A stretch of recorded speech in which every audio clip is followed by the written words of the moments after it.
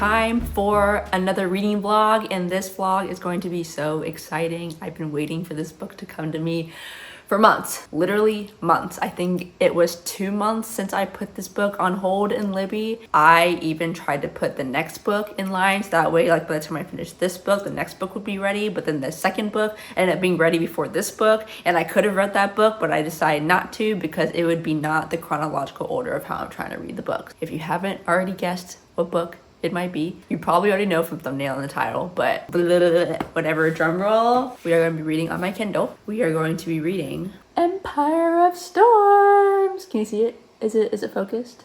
Oh my gosh, the Tay is here. I really hope I should remember like all the characters and the details of what happened in the last book. So the previous book was Queen of Shadows, and I think I remember all the details that happened because it was like so unexpected. I felt like some of the events that happened in the last book should have happened at the end of the series, but we still have 3 more books after Queen of Shadows. We still got the Empire of Storms, Tower of Dawn, and Kingdom of Ash. Well, here it is. It is time to read Empire of Storms, and as of right now, I have given every single book in this series 5 stars. And let me just give you a brief rundown of like how I approached the book. I did not read the books in order of publication. I went the romantic way. So I read Throne of Glass, then Crown of Midnight, then Heir of Fire, and then The Assassin's Blade, and then Queen of Shadows, and now we are on Empire of Storms. So welcome to the Empire of Storms Throne of Glass series reading vlog. I'm so excited!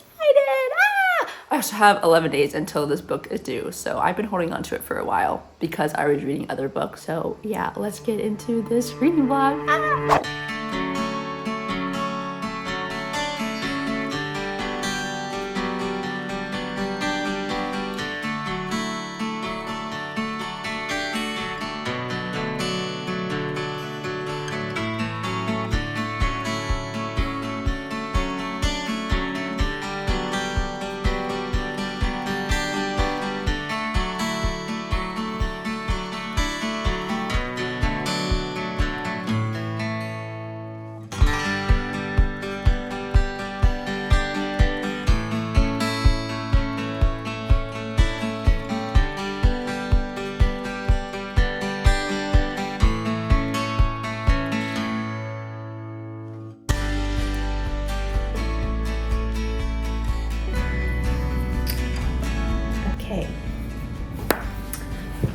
It took me a second to read like the first few pages of this book. It said it's only supposed to take me 4 minutes, but I'm pretty sure it's been like 6 or 7 minutes. I'm sure I'll find out when I watch back this clip. But at first I was confused on like who these characters were because I haven't seen their names in a while, but it's come back. It is coming back. We're getting some flashbacks, and I really like stories with flashbacks and going back in time to connect back to the present day. I'm so excited to read this book. Although I'm scared about the cliffhanger at the end because apparently it's really bad and it's gonna make you want to go to Tower of Dawn like right away. That's why some people recommend tandem reading Empire Storms and Tower of Dawn. But I've said no because Sarah J. Maas published it in this order. Therefore, I will read it in the order that she published it because she did it for a reason. This is her intention. I will do it this way. Okay, we're getting into it. Also, this book's like 700 pages, so how long will this book actually take me to read? I don't know, but I have 11 days, so it's okay. I really hope I understand what's happening. I'm gonna take some time to just think of everything that's happened already in the previous books and try and connect it to what's happening here. So it's a couple of weeks later, I wanna say about 2 weeks since I last filmed. I'm still reading Empire of Storms, unfortunately. I thought I'd be done by now, but here I am, still reading it. Here is the update. So I'm currently on chapter 39. I've read quite a bit. I don't even remember what chapter I left you guys on. I think it was probably like not even chapter 10 yet. But so much has happened, and if I'm being completely honest, I'm kind of confused because I did take a really long break between Queen of Shadows and Empire of Storms. And like I said, I will not be tandem reading. I have not been tandem reading Empire of Storms and Tower of Dawn. So that's interesting. But obviously I don't know like what's happening on Kael's side. And so far what's been happening is like Aelin and Rowan and Adian and Lysandra. They have been like traveling around trying to find allies for Aelin's army. So far they've been like successful, but kind of taking small detours because things are leading them astray, I guess. And they're also coming across people that used to be in Aelin's past. These are people that we meet during the Assassin's Blade book. And so they're kind of coming back. She's kind of like redeeming her life debts that she's owed or she owes or whatever. It's like a lot of action action stuff. It's a lot of action-packed things. And we also are still getting perspectives of the witches and things like that. And I'm really starting to find those interesting because the dynamic is changing. Like, I think sides are being switched, but not really. It's kind of like going against traditional cultural values type of thing. So it's really interesting. I don't really know how to describe like what's happening in Empire of Storms right now, because it's just another book to move along through the war and trying to figure out like how are we going to approach this war before the fight actually happened. And at this point, with them prepping and trying to grow their army, I'm kind of scared that by the time I get to, let's see, the last book, Kingdom of Ash, I'm scared that like the battle won't be as epic as I'm expecting it to be, because I'm thinking like all this prep's gonna happen and then the showdown's gonna officially go down, but it's gonna be done in like 10 pages. I don't know. Maybe there'd be a lot of death, maybe. But Kingdom of Ashes, I feel like should have a lot. It's such a big book. It has to have a lot. So I'm 2 books away from there. We got to get through Empire Storm, and then Tower of Dawn is like the same timeline. It's Empire Storm, just 2 different perspectives. And apparently this book ends on a cliffhanger. So yeah, we are 52% of the way through Empire Storms, and it actually does feel long. Try my best. Also, if I sound kind of weird, it's because I'm not feeling the best right now. Jamie and I actually just got back from a trip in Orlando. We went to Universal Studios in Orlando, and we did go to the new Epic Universe parks. Those vlogs are up, and you can go watch them if you miss them or if you don't want to, but they're really fun. I had a fun time. It was so great. And again, I kind of got sick. Jamie kind of got sick. We had an itchy throat a couple days ago, and then it started turning into a cough, and now I have a little bit of a headache. So my mom made jiao for us over the weekend, and this is what I'm eating leftovers of. Oh, I need to get some green onions to top it off and garnish. I'll do that after I finish talking to you guys. But that's like a Vietnamese comfort food. I used to hate it, by the way, because it meant that I was sick. But the thing is, now that I'm sick, I crave it. And it's pretty good. I like my mom's jiao, and I like how thick she makes it too. And I kind of barely watched her make it this weekend, so hopefully I can replicate it anytime Jamie and I get sick, and I can make it because he likes it too. So yeah, that is the update. I'm gonna get some reading done, eat some jiao, try and feel better, and maybe take a nap. I don't know yet. But yeah, that's it. That is it.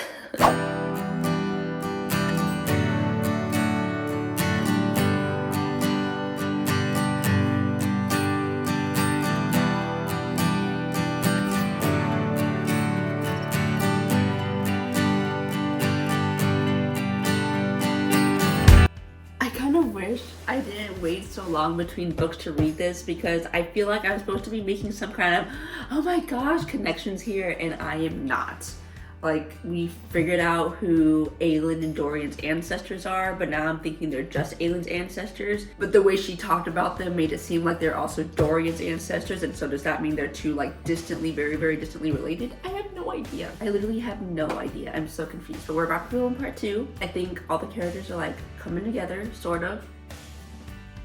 I feel like Throne of Glass is gonna have to be like one of those reread series, but it's so long, I don't wanna have to reread it. Is that wrong? Is that wrong? Honestly, yeah, like what if I just start with Heir of Fire, and then I just read Heir of Fire, Queen of Shadows, Empire Storm, Tower of Dawn, and Kingdom of Ash. Like, I don't even need the first 3 books, because they're just like introduction to the characters and like the world. But Heir of Fire is where like it officially starts. The action-packed stuff, the history stuff. I don't know. That's a lot of commitment. This book is already like 700 pages almost. And then I think Tower of Dawn is like about the same, and then Kingdom of Ash is even bigger. Okay, it's time for an Empire Storms update. I am currently on chapter 44, and I'm at the point where everything is kind of coming together. So Man in Blackbeak is with Aelin now. They are venturing off to Eloway, I think is how that town is pronounced. I think that's where they're going, if I'm understanding the storyline correctly. And Man in Blackbeak is still like healing because of all her injuries. She's coming in and out of sleep, eating, drinking, barely talking, barely aware of what's going around here. But anyway, they're together. And then you've got Lorcan and Allied, and their relationship, their frenemy relationship, I absolutely love it, because they really do not need each other, but they've crossed paths and have ventured together so far because they need answers from each other, that now they've pretty much become frenemies. And it's like an on and off relationship where one day they're like, yeah, we can handle each other's presence. Yeah, it's not bad to be with you. And then it's like, I hate you, you're keeping secrets from me. Why are you doing this? Why didn't you tell me? And all these things. But then also Lorcan's like very protective of her now. I mean, protective like in a kind of I still need answers from you sense, but also it's starting to butt into the fact that he is starting to be attracted to her. And I think it's so cute. And Alide is like such an interesting character. I actually really love her. She might be one of my favorite characters of the book so far besides Rowan. But Rowan's kind of like inching down the list of favorite characters because now I feel like all he cares about is Aelin, which is fine. It's cute. Their relationship cute. But also, he was such a good character in Heir of Fire, and now his character seems like it's just, I'm in love with Aelin. Now that I'm getting Lorcan and Alide story and their little budding romance, even though it's not really a budding romance, it's just two people like tolerating each other, it's awesome. I love it so much, and it's very surprising that Lorcan hasn't killed her yet. He's thought about it plenty of times, but I think because of the attraction he's getting for her,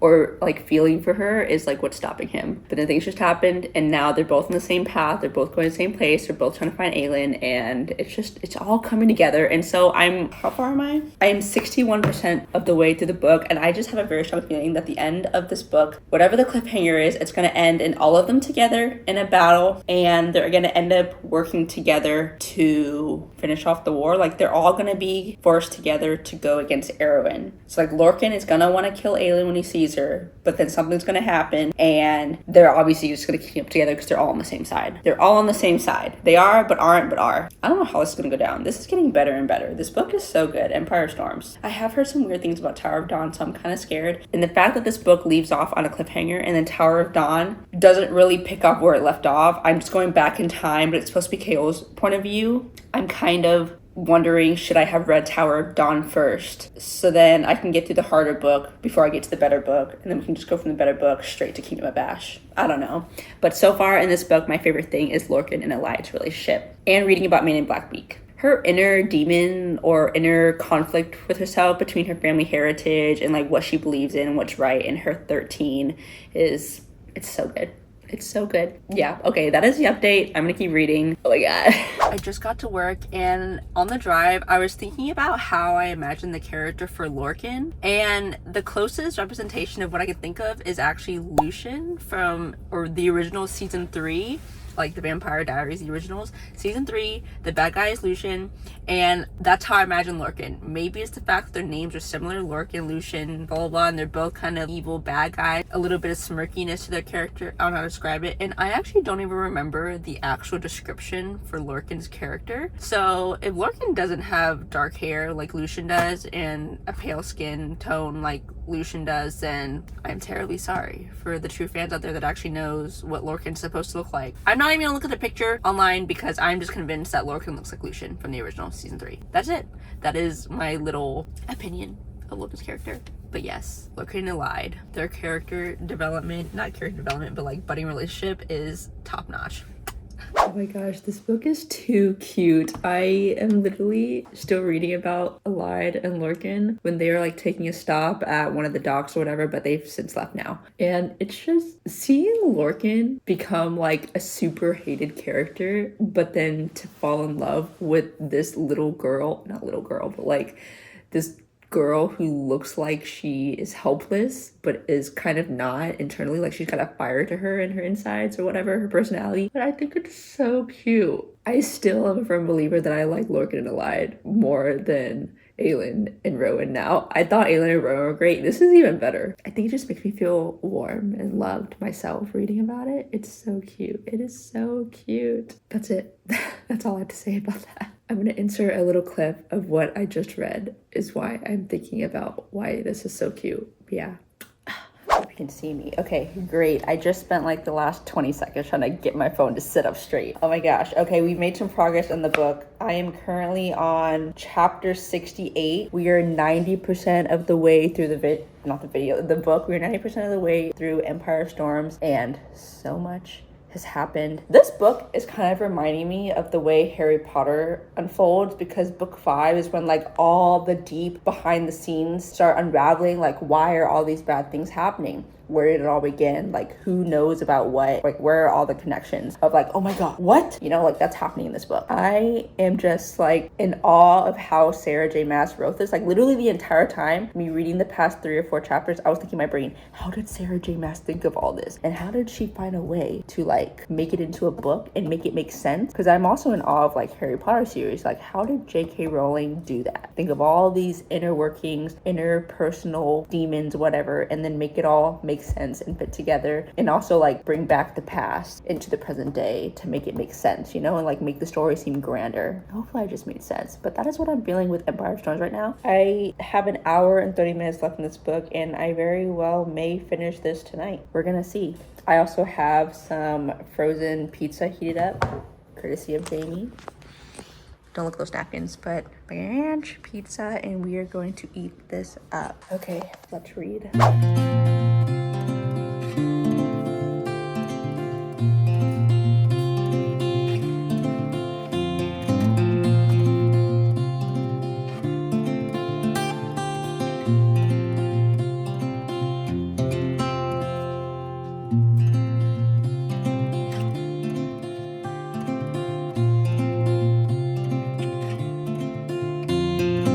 Guys, I'm so close to the end. I only have 96% left. Oh my gosh. Also, look how early in the morning it is. Like, Jamie's in the bathroom washing up right now because we are going to Pensacola today. And I am just going to be reading my book. I know I look like a mess for the past couple of clips, but we're about to finish this book like right now. It says I have 37 minutes left, and I feel like we're about to hit the cliffhanger, and I am so not ready for it. Everyone says it's a cliffhanger, but I feel like we could have stopped it like right now and it would have been a cliffhanger. Does that mean something crazier is about to happen? 37 minutes, guys. 37 minutes. And also, I don't even think it's going to be exactly 37 minutes when the book ends. It's going to be more like 30 minutes when the book ends, and the last 7 minutes is like acknowledgements and author notes and stuff like that. We have officially finished Empire of Storms, and it took so much longer than I expected. This book is like 700 pages, and so whenever you loan books on Libby, you get 3 weeks. I need an extra 2 weeks, which is crazy. But also, like, we went to Universal, which you've seen in the previous vlogs, and that kind of took out like 4 days out of my 3 weeks I need to read this book. But still, like, it shouldn't have taken me 3 weeks to finish a 700 page book, but it did. And because the book was expiring in Libby, I had to utilize the little cheat thing where I put my Kindle on airplane mode, and then it just holds the book in here for longer. But obviously I lose the loan and the next person can still get it. But I still have it because it's on airplane mode, and the Kindle hasn't processed yet that I don't have it anymore. It worked. I finished the book. Everything's good. This book, I gave 5 out of 5 stars. I'm pretty sure every book in the series so far I've given a 5 out of 5 stars, and this one is no different. And this book was actually the one that made me realize that Sarah J. Maas really likes to not reveal what characters have done until they've already done it, and they talk about it in the most convenient point of whatever situation they're in. Like Aylin, she apparently like wrote all these notes to all the people that owed debts to her, and then like they show up at the most convenient time. She has everything planned out, like everything just falls together, and literally no one in her team knows. Sarah J. Maas explained why she did that for the most part, saying that, oh, she didn't want to disappoint everyone, so she did it on her own, so that way if it did work, it's like a wow, but if it didn't work, then no one knew and she didn't disappoint anyone, which is fair, totally fair. But this book also made me realize that Aylin and Rowan are not my favorite relationship anymore. My favorite relationship, as you've seen from previously in these clips, is Lorcan and Alide. I didn't know I'd like that relationship so much. It's so cute. Lorcan, I can't believe at one point I hate him, which I kind of still don't like him because the things he did in this book were questionable and also led to bad things happening. But his love for Alide is so cute. Like, everything he did was for her, even though it was kind of at the expense of other people. But oh well, Lorcan and Alide. I still don't really know what they look like. I don't want to look it up until I completely finish the series because I'm afraid I'm going to see some artistic creations online of the characters that might be spoilers for Tower of Dawn or Kingdom of Ash. So I am going to avoid that. I still have 6 weeks left to wait for Tower of Dawn, and if I can go to the library and see a physical copy, I'm obviously just going to snatch it up and grab it so I can read it. Empire of Storm is up there. It's probably one of the top books of the series that I really like. If I had to read Heir of Fire again or Empire of Storm, I'd probably still read Heir of Fire. Like, I think Heir of Fire is easily still number 1. Like, the way I felt reading it and like everything that happened in the book was just so amazing. And obviously if I read that book again, Heir of Fire, I would probably like Rowan and Aylin again. So yeah, now we're on Tower of Dawn. From what I've heard, it's kind of boring because it follows Kael's point of view of what's going on while Empire Storms is happening, which I think it would be interesting. Not that I like Haol anymore, because he was a good character in like the first book, just because I loved his interest in Aelin during the champion games or whatever right there. But then obviously like things happen, I don't like him as much anymore. So I'm wondering, how will Tower of Dawn go? I don't know. Like, does he also get actiony action stuff going on? I think he becomes the main character of Tower of Dawn, right? I don't know. But that is it. This is the end of the Empire of Storms reading vlog, and you will be seeing Tower of Dawn very, very soon. So thank you so much for watching this video, and I'll see you in the next one. Bye!